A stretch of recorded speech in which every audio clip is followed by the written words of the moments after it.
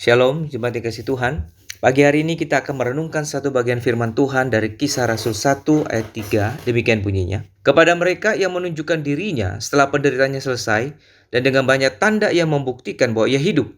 Sebab selama 40 hari ia berulang-ulang menampakkan diri dan berbicara kepada mereka tentang kerajaan Allah. Saudara, minggu yang lalu kita baru saja merayakan Paskah, hari kebangkitan Kristus. Peristiwa kebangkitan ini adalah sesuatu yang sangat krusial di dalam kehidupan orang Kristen. Di satu sisi, peristiwa ini adalah fondasi bagi berdirinya kehidupan dan iman Kristen. Di lain sisi, pihak-pihak yang tidak percaya, pihak-pihak di luar kekristenan selalu mempertanyakan kebenaran, keabsahan dari peristiwa kebangkitan ini. Tapi saudara, kita bersyukur karena peristiwa ini bukan rekaan manusia belaka, bukan rekaan murid-murid Yesus belaka, ataupun cerita dongeng, melainkan sesuatu yang disertai dengan bukti-bukti yang kuat, sangat kuat. Salah satunya, Yesus telah menampakkan diri berulang-ulang kali selama 40 hari sejak kebangkitannya hingga kenaikannya ke surga kepada murid-muridnya. Bahkan dalam satu kesempatan, Yesus menampakkan diri kepada 500 muridnya sekaligus.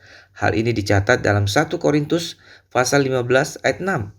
Dan para saksi ini yang telah menyaksikan kebangkitan Kristus, mereka siap mati demi kesaksian mereka ini. Dan tidak sedikit, banyak di antara mereka memang akhirnya mati karena kesaksian tentang kebangkitan Kristus ini. Mereka bersedia menjadi saksi dan rela berkorban nyawa demi kebenaran ini dan tidak mau menyangkalinya.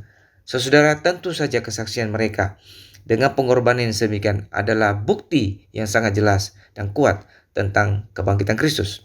Selain itu, saudara, kita melihat bahwa kuasa kebangkitan Kristus juga terus bekerja sepanjang sejarah gereja dalam kehidupan manusia, menyentuh hidup banyak manusia, pribadi lepas pribadi, mengubah dan memulihkan kehidupan mereka. Hal ini terjadi pada orang-orang yang telah bertemu dengan Kristus secara pribadi, yang mengalami kuasa Kristus yang sudah bangkit, kuasa yang sudah mengalahkan maut. Saudara-saudara, sebagai umat Tuhan, kita bersyukur karena kita mempunyai fondasi iman yang begitu kokoh, yaitu kemenangan Kristus atas maut. Inilah yang memberi kita pengharapan menghadapi hari esok.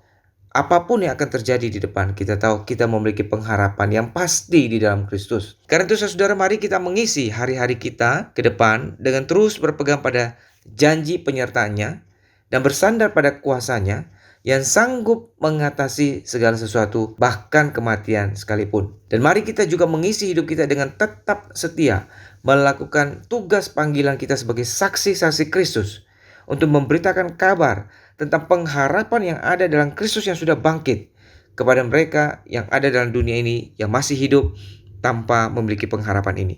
Supaya Kristus terus dinyatakan di tengah dunia ini, dan banyak orang yang boleh mengalami anugerah Tuhan, pemulihan Tuhan oleh kuasa nama Yesus yang sudah bangkit.